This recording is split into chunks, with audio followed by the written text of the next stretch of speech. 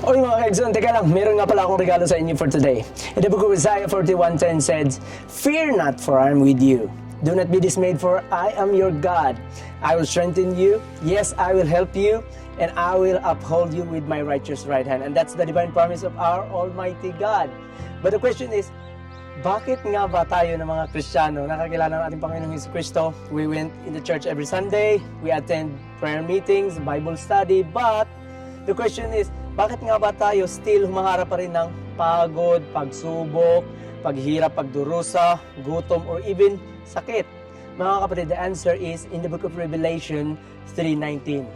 Jesus said, "As many as I love, I'll rebuke them and discipline them. Therefore, be zealous and repent."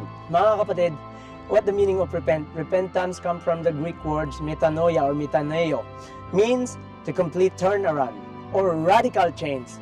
Turn around to God means unchange the way you think, change the way you live, change the way you speak, and becoming a true child of God. But it doesn't mean, mga kapatid, pinarusahan na tayo ng ating Panginoon. And it doesn't mean hindi na tayo nagkakasala, because in the book of Romans 3:23 says, "For all have sinned and fall short for the glory of God." But the reason na tayo ay pinagrepent ang ating Panginoon, that because sin will separate us from God. Kaya nga mga kapatid, if you are facing trials, problems, o mga pagduro, paghihirap ngayon, mga kapatid, I encourage you, instead of asking God, help me, try this. Father, forgive me. Father, I repent of my sin. Manumbalik tayo sa ating Panginoon. Why?